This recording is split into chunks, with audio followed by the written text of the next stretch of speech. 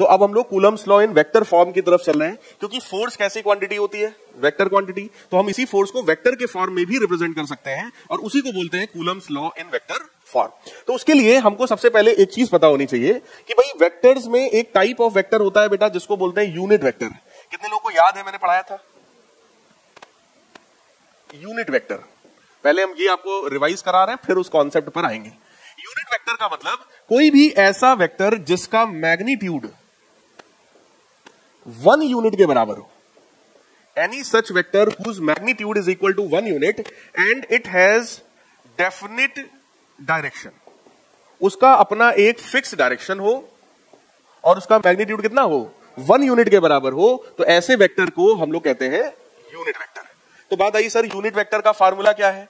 Unit vector का formula होता है A cap is equal to A vector divided by its magnitude. किसी भी वेक्टर में अगर उसी के मैग्नीट्यूड का हम डिवाइड कर दें तो मैग्नीट्यूड कितना बचेगा? 1। जैसे अगर मैं वेक्टर की बात करूं तो वेक्टर को बेटा इस तरीके के एरो से रिप्रेजेंट करते हैं। लेट अस सपोज ये हमारा ए वेक्टर है जिसकी लंबाई है मान लो 5 मीटर, तो इस वेक्टर का मैग्नीट्यूड कितना हो गया? 5। अगर 5 मीटर लंबाई है तो मैग्नीट्यूड कितना हो गया?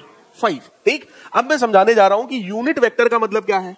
यूनिट वेक्टर का मतलब ये है, ये तो 5 यूनिट का है, इसी की डायरेक्शन में केवल 1 यूनिट का अगर मैं कोई वेक्टर ले लूं तो ये जो ग्रीन कलर का वेक्टर आपको दिख रहा है दैट इज यूनिट वेक्टर। तरीका क्या है? 5 यूनिट का ये था और अगर उसमें मैं 5 का ही डिवाइड कर दूं तो 5 बाई 5 कितना होगा? 1। इसका मतलब वेक्टर में अगर मैं उसी के मैग्नीट्यूड का डिवाइड कर दूं तो लेंथ कितनी बचेगी? 1 के बराबर। भाई 7 बाई 7 1, 5 बाई 5 1, 3 बाई 3 1, 10 बाई 10 1।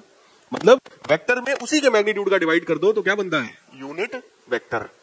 तो ये बन गया ए वेक्टर का यूनिट वेक्टर। क्लियर? आप कहोगे सर काम क्या है? तो इसका काम है टू प्रोवाइड डायरेक्शन। इसका काम क्या है? To provide direction. जैसे मैं कहूं कि इस ए वेक्टर, इसका अपना मैग्नीट्यूड 5 था, मैं आपसे कहूं ए वेक्टर की डायरेक्शन में 7 यूनिट का कोई वेक्टर बताइए। ए वेक्टर की डायरेक्शन में 7 यूनिट का कोई वेक्टर बताइए। तो आप कहोगे सर 5 यूनिट का है, 2 यूनिट और बढ़ा दो, 7 यूनिट का हो गया। वो तो सही है आपकी बात, लेकिन लिखेंगे कैसे? तो उसके लिए तरीका क्या है? पहले आप इस वेक्टर का क्या निकालेंगे?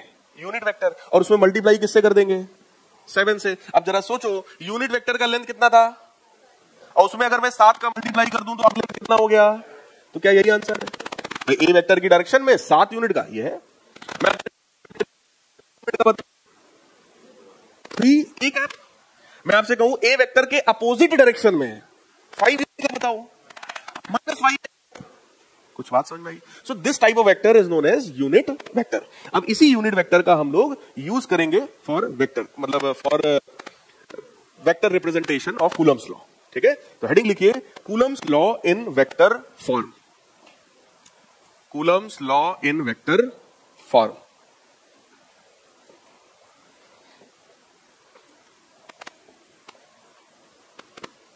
Coulomb's law in vector form. देखिएगा जरा, ये हमारा एक्स एक्सिस है, ये बेटा वाई एक्सिस है। एक कोई चार्ज ये रहा, लेट अस सपोज ये हमारा Q1 चार्ज है और इससे कुछ डिस्टेंस पे ये एक दूसरा चार्ज है दैट इज Q2 चार्ज और इनके बीच का डिस्टेंस R है। ठीक, हमने क्या किया? हमने Q1 वाले चार्ज का एक पोजीशन वेक्टर बनाया, ये देखियो, दैट इज R1 वेक्टर। बात आई सर पोजीशन वेक्टर क्या होता है? तो ऐसा वेक्टर जो किसी पॉइंट की पोजीशन दिखाए, कहां से? ओरिजिन से। तो ओरिजिन से उस पॉइंट को मिला दो, that is R1 vector, that is the position vector of Q1। Similarly position vector of Q2 कितना होगा? दैट विल बी दिस, जिसको हम लिख सकते हैं R2 वेक्टर। क्लियर? अब अगर आपसे पूछा जाए Q1 वाला Q2 पर फोर्स लगाएगा, बोलो। सेम टाइप के हैं तो अपोजिट डायरेक्शन में लगाएगा। किधर लगाएगा? In this direction. इसका नाम हो गया let us suppose F12 vector. F12 का मतलब क्या हुआ? It is force due to Q1 on Q2। तो हम लोग लिख सकते हैं भाई इसको, it is force due to Q1 on. ये बात समझ में आ रही ना? नेमिंग समझ में आ रही कि मैंने 12 क्यों लिखा है? 12 इसलिए लिखा है क्योंकि it is force due to Q1 on Q2। सही है। अगर मैं आपसे कहूं इस फोर्स की वैल्यू बताओ, तो आप कहोगे सर बड़ा सिंपल है भाई, F12 का मतलब कितना हुआ? F12 का मतलब 1/4 pi epsilon naught Q1 Q2 upon R square. बोलो भाई सही है, Q1 Q2 by R square. लेकिन ये तो सिर्फ मैग्नीट्यूड है ना, डायरेक्शन इसमें बताया क्या? अभी हमने इसमें नहीं बताया। तो अगर आपसे कहा जा रहा है कि इसको आप वेक्टर के फॉर्म में लिखो, तो आपको क्या करना पड़ेगा? इसको डायरेक्शन देना पड़ेगा। और किसी को भी डायरेक्शन देने का काम कौन करता है? Unit vector. बोलो भाई, तो यूनिट वेक्टर कौन सा होगा? आप कहोगे सर ये फोर्स इधर की तरफ है, तो आप क्या करिए, आप इस डायरेक्शन में Q1 से Q2 वाले इस डायरेक्शन में एक वेक्टर मान लीजिए। कौन सा वेक्टर? R vector. तो आप कहोगे सर ऐसा करिए, इसमें R कैप का मल्टीप्लाई कर दीजिए। सोचो R कैप क्या है? R cap is a unit vector in this direction. बोलो इस डायरेक्शन में केवल इतनी लेंथ का अगर मैं आपको दिखाऊं यूनिट वेक्टर का मतलब, तो यूनिट वेक्टर का मतलब ये है, दिस इज R कैप। भाई इस डायरेक्शन में केवल यूनिट लेंथ का, एक यूनिट का कोई वेक्टर हमने बनाया, that vector is R cap. और अगर मैं R कैप का मल्टीप्लाई कर रहा हूं तो बोलो सेहत पर कोई फर्क नहीं पड़ेगा। किसी भी नंबर में 1 का मल्टीप्लाई करो तो कोई फर्क नहीं पड़ेगा, लेकिन डायरेक्शन मिल गई।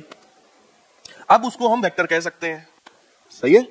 उसी को थोड़ा और डिटेल में हम लोग ले चल रहे हैं, तब क्या बनेगा देखिएगा। Now we can write this 1/4 pi epsilon naught Q1 Q2 divided by R square. और R कैप को क्या लिख सकते हैं हम लोग? R कैप का फार्मूला क्या होता है भाई? R वेक्टर डिवाइडेड बाई उसका मैग्नीट्यूड, सही है। तो नीचे वाला R स्क्वायर और वो R मिलके क्या हो जाएगा? So that will become 1/4 pi epsilon naught Q1 Q2 upon R cube multiplied by R vector. Any doubt? सही है। देखिएगा और देखिएगा, अब यहां पर समझना, अगर इस R वेक्टर की बात करें तो ये R वेक्टर हम लोगों ने माना था ना अभी। भाई हमको तो सिर्फ R1 वेक्टर गिवन था, R2 गिवन था, Q1 गिवन है, Q2 गिवन है, दैट्स इट, और हमें कुछ नहीं पता। क्लियर? तो हमको ये R वेक्टर अब निकालना पड़ेगा। कैसे निकालेंगे? वेक्टर में आप लोगों ने एक triangles law of vector addition पढ़ा है, बताओ भाई। So according to triangles law of vector addition, triangles law के हिसाब से अगर हम लोग यहां पर देखें तो क्या, अगर मैं इसको O बोल दूं, इस पॉइंट को A बोल दें और इस वाले पॉइंट को B बोल दें, तो जरा चेक करो ट्रायंगल OAB में जरा ट्रायंगल्स लॉ लगाओ और बताओ क्या आएगा। Triangles law simple, OA vector plus OB नहीं, AB vector, OA vector plus AB vector क्या OB वेक्टर के बराबर है? ट्रायंगल्स लॉ में आपको याद दिला रहा हूं, सेकंड वेक्टर, ये सेकंड वेक्टर है, सेकंड वेक्टर का टेल अगर फर्स्ट वेक्टर के हेड पे रख दिया जाए, तब line joining the first point to the last point will be resultant. बोलो यार, यही मैंने आपको एग्जैक्टली लिखवाया था, बाकी लोगों ने भी यही पढ़ा होगा। If the tail of second vector is joined to the head of first vector, then the line joining first point to the last point is known as resultant. So OA vector plus AB vector is OB vector. तो यहां से जरा ध्यान से देखो, ये AB vector कितना आएगा? कितना आएगा भाई? That will be OB vector minus OA vector. और ध्यान से देखो जरा, क्या ये जो AB वेक्टर है यही R वेक्टर है? तो R वेक्टर किसके बराबर हो गया? OB किसके बराबर? R2 माइनस, पक्की बात है। सो R वेक्टर को हम R2 माइनस R1 लिख सकते हैं। 11th का कॉन्सेप्ट है, कोई डाउट? देखो 11th की चीजें भी मैं पूरी बता दे रहा हूं, ताकि अगर किसी बच्चे का 11th भी कहीं कमजोर हो तो वो भी समझ ले, लेकिन समझने का प्रयास आप ही को करना पड़ेगा। मन जब आपका थोड़ा ये होगा कि नहीं मैं समझना चाहता हूं, तो समझ में आएगा। और अगर मन पहले से हमें तो आता नहीं, 11 तो हमारा चल रहा है, वेक्टर तो हमें आता नहीं बोलो नहीं है, अगर नहीं आता तो समझना पड़ेगा। आज समझो चाहे कल समझो, समझना पड़ेगा। तो वही चीज मैं समझाता हूं, ठीक। अब बेटा अगर इसी R वेक्टर की बस वैल्यू रख दें तो हमारा पूरा फार्मूला आ जाएगा, and that will become 1/4 pi epsilon naught Q1 Q2 upon R cube. R क्या था? R वेक्टर का मैग्नीट्यूड। अगर ऊपर वेक्टर लगा है मतलब ये वेक्टर है, और अगर वेक्टर नहीं लगा है तो ये उसका मैग्नीट्यूड है। तो R क्यूब क्या है? इसका मैग्नीट्यूड है। और मैग्नीट्यूड को बोलो मॉड लगा के भी लिख सकते हैं, so that is mod of R2 vector minus R1 vector का क्यूब, और ये क्या था R vector R2 minus R1, so bracket में R2 वेक्टर माइनस, लिखिएगा ऐसा कि साफ साफ समझ में आए कहां मॉड है और कहां ब्रैकेट है, एक जैसा ना दिखाई पड़े सब, ठीक है। तो बाकी तो समझ में आई होप आ गया होगा आपको। सो ये फॉर्मूला कूलम लॉ को वेक्टर के फॉर्म में रिप्रेजेंट कर रहा है। लिख डालिए जल्दी से, डायग्राम पहले बढ़िया साफ सुथरा बनाइए जी।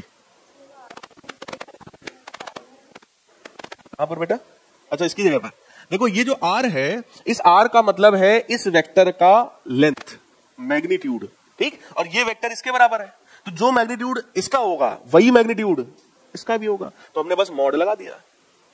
किसी भी वेक्टर का मैग्नीट्यूड लिखने के दो तरीके होते हैं, जैसे अगर कोई वेक्टर है, ये A वेक्टर, अगर ऐसे लिखा है तो इसका मतलब है ये वेक्टर है, केवल A लिखा है इसका मतलब ये उस वेक्टर की लंबाई है जिसको मैग्नीट्यूड बोलते हैं, या फिर मैग्नीट्यूड को ही लिखने का एक तरीका है मॉड के अंदर A वेक्टर लिख दो पूरा का पूरा, तो चाहे ये लिखा हो चाहे ये लिखा हो, इसका मतलब क्या होता है लेंथ, मैग्नीट्यूड, ठीक। तो अगर यहां पे लिखा था R या R का क्यूब, इसका मतलब क्या है मैग्नीट्यूड का क्यूब, और उसी मैग्नीट्यूड को बोलो मॉड लगा के लिख सकते हैं, तो हमने क्या किया इसमें मॉड लगा दिया। क्लियर, हम बता रहे ये चीज तो क्लियर है ना, लिख लिया सबने। इट वॉज F12, F12 का मतलब था force on Q2 due to Q1, तो वो लिखा है force due to Q1 on Q2, सही है। अब अगर आपसे कहा जाए कि नहीं ये वाला नहीं, हमको दूसरा वाला फोर्स बताओ, तो एक फोर्स और भी तो है इन दिस डायरेक्शन, वो फोर्स कौन लगाएगा, किस पर लगाएगा, so that will be like this, उसका नाम हो जाएगा F21। देखो नेमिंग बेटा आप अपने हिसाब से करो, हमें कोई दिक्कत नहीं, तुम इसको F21 लिख लो, इसको F12 लिख दो, कोई दिक्कत नहीं हमें, बस ये जो लाइन लिखना, ये लाइन सही लिखना। मान लो तुमने लिखा यहाँ F21 और बात तुम यही लिख रहे हो force due to Q1 on Q2, ठीक है, हमें कोई दिक्कत नहीं है भाई, तुम्हारा नाम कुछ भी हो हमें उससे क्या फर्क पड़ता है, रमेश की जगह महेश होता, हमें क्या दिक्कत है, ठीक है, तुम F12 लिखो F21 लिखो, हमें कोई फर्क नहीं पड़ता, क्लियर। तो ये चीज नहीं रटना है कि इधर वाला 12 था उधर वाला 21 है, नहीं, हमको बस वो क्यों हम बोल रहे हैं 21 या 12, बस ये तुम्हें समझना है। तो यहां पर F21 लिखने का मेरा मतलब ये है it is force due to Q2 on Q1, that's it. अब अगर आपसे बोला जाए F21 वेक्टर की वैल्यू बताओ बेटा, तो क्या लिखोगे F21 वेक्टर की value, that will be 1/4 pi epsilon naught Q1 Q2,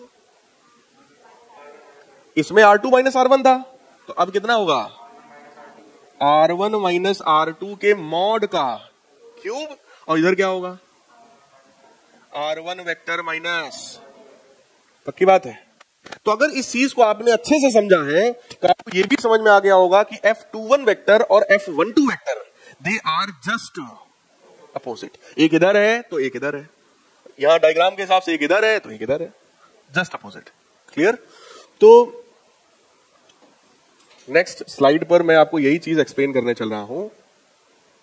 so according to our discussion this F21 vector is minus F12 vector.